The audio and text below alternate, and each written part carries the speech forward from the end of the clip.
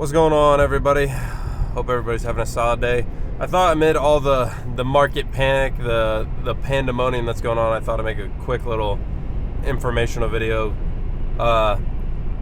Probably as I titled it, what to do with your money right now. If you don't know what to do, if you're coming to YouTube for some reason to watch some random guy in his car talk about what you should do with your money at this point, not financial advice, not technically allowed to do that, but just general and as a discussion topic.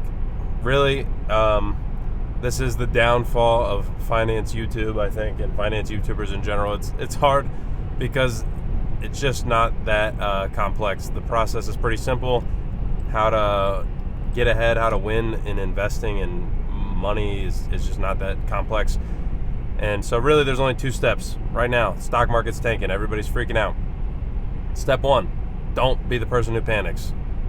If you're panicking, you're already behind. You shouldn't be panicking. It's not something to worry about. I'll get into it here in a minute, but like I said, step one, don't panic. Step two, dollar cost average. Just keep buying, just keep investing. That's all you need to do. In general, I'm talking to people maybe 40, 45 and under, 50 and under that are still have time to invest and have time to wait out the market. If you're nearing retirement age, hey, maybe you're in a different boat.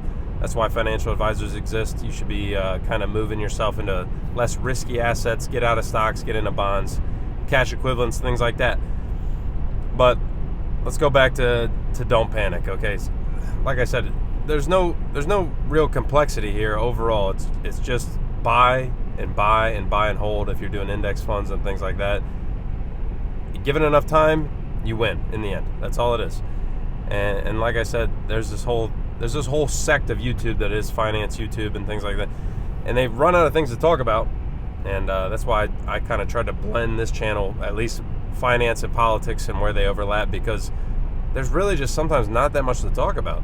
It's an easy process. If you stick to it and wait enough, you will win in the end. If you're dollar cost averaging right now, stock market generally, like the S&P, I think is down like 17 or 18% or something like that today. Even maybe a little bit more because it tanked a little bit more today. If you haven't been investing, or if you are investing but just have money sitting on the sidelines, hey, there's a 20% discount. You can go get some if you want to dollar cost average in a little bit now and wait another month. And if it's down another 10%, buy a little bit more, and just that's it. That's all there is to it. And like I said, keep it short and sweet. So I'll catch you guys later. I'm just kidding. I want to talk about something else here, and the overlap with the panic part of this. I'm seeing plenty of people on social media, people freaking out. The stock market in general, I've talked about this in the past, but I think the number's only like 50% of Americans own stocks, and a huge majority of the stocks are owned by like the 1%, the 1%, the 10% of the top wealth brackets. They own all the stocks. And in general, the people who own the stocks and own all these assets are older. So I forgot my little bit of notes, so bear with me here. But the problem is Gen Z and millennial people, I'm talking in generality, so if you're not one of these people, that's fine too. I'm not personally one of these people, but I understand where it's coming from. Are pissed, okay? You can't afford anything. At least that's the sentiment. The thought is right now, and many people have that. I'm not personally bought into this. I still think you can try really hard, work really hard. You can achieve whatever you want to achieve. You put your mind to it. It's not always that simple, but like I said, the general sentiment is the American dream is kind of being stripped from young people. Millennials were the first generation to kind of suffer from this. They lived through COVID, financial crisis, crash, whatever you want to call it. 2008, they lived through that, and part of the 2001 stock.com bubble, stock market crash, and economic recessions, depressions, however you want to categorize them, at each one of those events, okay? Right now, the American dream. I don't know what you think of as the American dream. In my mind, and I think the general, like the movie view of the American dream is as a guy, but either way, husband or wife, get married, have a good job first, get a good job out of high school / college. Obviously, if you go to college, you benefit even more, supposedly. Not really the case anymore. That's a different topic, but still, same thing. Get a good job, high school or college. Get married, husband or wife. Buy a home, hopefully, if you can. Afford that. Have a family, have kids, have a car or two, white picket fence, all that good stuff. Problem is, none of this is affordable anymore. If you want a house, you're paying out of your ass to buy it. Nobody can afford homes right now. Weird anecdote, but I don't know if you can see the surroundings of where I'm at right now, but I grew up outside of Mansfield, Ohio. There's a giant grain silo over here that says Mansfield on it. To my right, there's a giant concrete pad. There used to be a big building on it. It was called AK Steel. Obviously a steel manufacturing plant. They ripped it down. AK Steel still exists. There's another piece of it that's over there, but it's not as big as it used to be. And then there's a nice depressing prison out of frame over there in the back right. There is not access to these jobs out of high school. The manufacturing jobs are gone. Like I said, I grew up in a place called Mansfield, Middle Ohio. I'm talking rural Ohio, basically. I mean, the city's decently sized, but not huge. And we're in the Midwest. A lot of the Midwest suffers from this Rust Belt syndrome that we've had, where the manufacturing has left. I looked it up recently because I've been looking to buy homes, and it happens to be the app I'm using shows you the median income of the county you're in when you're looking for homes. Median household income, Richland County, $56,000. Household, so that can be both people. Your household could just be one, but sometimes it's two. 56 grand. Okay, if you're making 56 grand, I honest to God, if you don't already have your home and like you already locked in a low interest rate and you bought in the past and things like that, I don't know how you're affording anything, especially if you have kids, other expenses pop up. My wife and I combined make over double this. We're decently into above 100,000, probably around 120,000 right now or something like that, close. We're saving for a house, and I can't justify the house payment as it is right now on just like around $250,000 to $300,000 house. I just can't justify it right now. It's so expensive. I mean, we're talking between $2,000 and $2,500 a month, depending on if you have PMI and stuff, just for the mortgage, no utilities or anything else. We're talking 30-40% of the take-home pay is just gone on a house payment on a regular house. These houses aren't anything special, and I know maybe you're watching this and you're going, $200,000-$300,000. What the fuck are you talking about? Around where I'm at, it's $500 grand for a house. I know. Like I said, this is middle of nowhere, Ohio. Things are relatively cheap, but like I said, the household income for the county is 56 grand. You can't afford $2,000 a month on a mortgage. It's just not possible. So houses, gone. Car market, we've been talking about that on the channel. It's trash. Everything's expensive as shit. Even used cars are expensive. It's hard to find something. You can still find good deals here and there, but just like the homes, everything's inflated. House prices, car prices, jobs. Like I said, college. You were promised college. Millennials, I think, got hit with this worse than anybody, but you were promised, go to college, get a degree, get a great job, get paid a ton.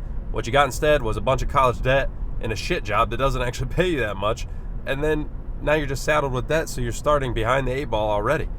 My generation, I think, still fell victim to this, but it's a little more, the awareness is being brought to it, so that's good.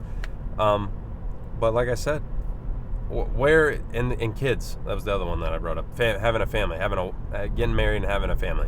One, people don't want to get married anymore, but kids in general, I mean, kids are expensive.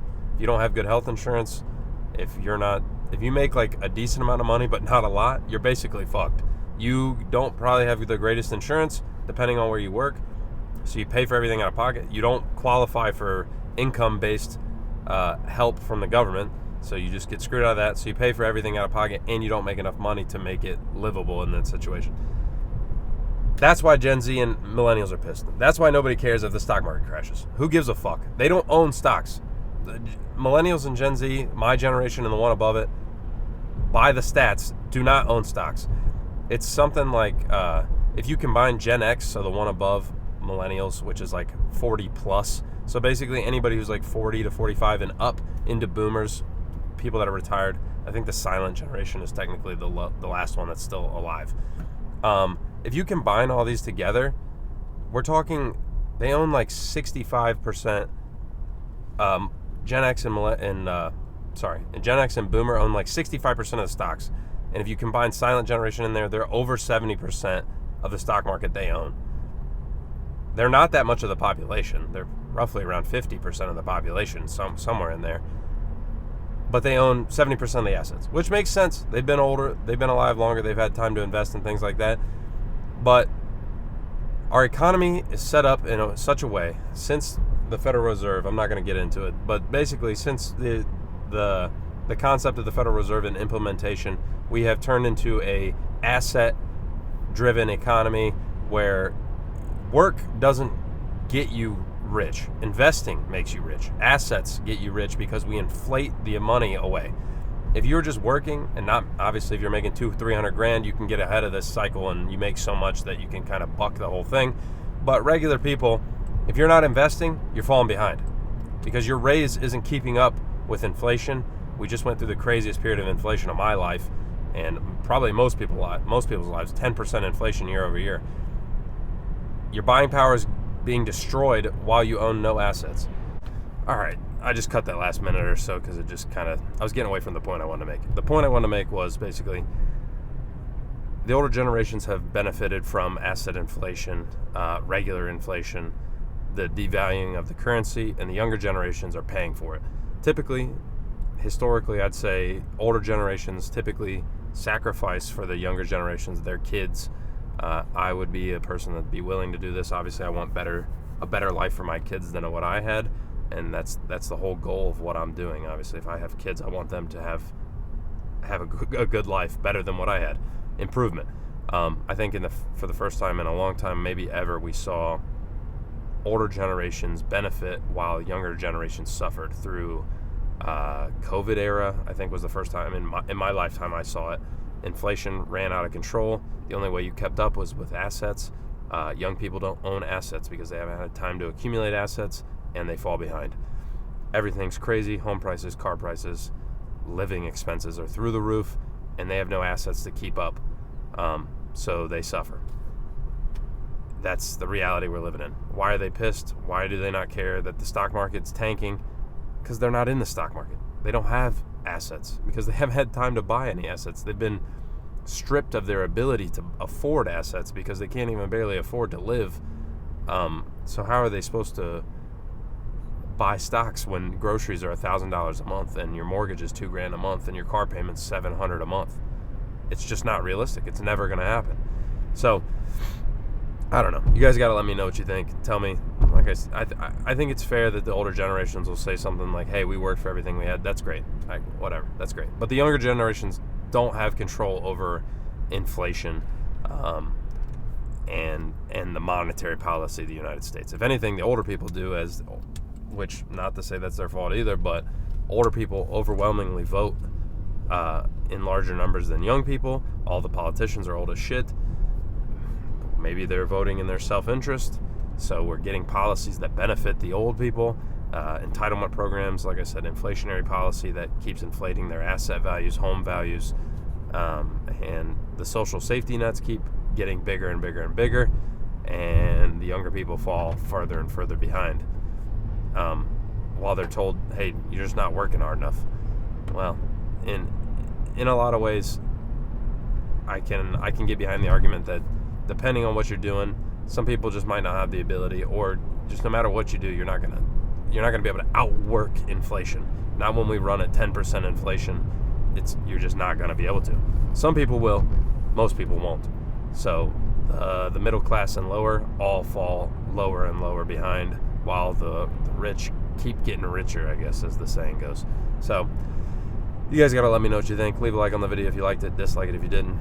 And yeah, like I said, leave a comment. I appreciate it if you subscribe, come back. We're making videos every single day on the way home. And I'll catch you guys tomorrow.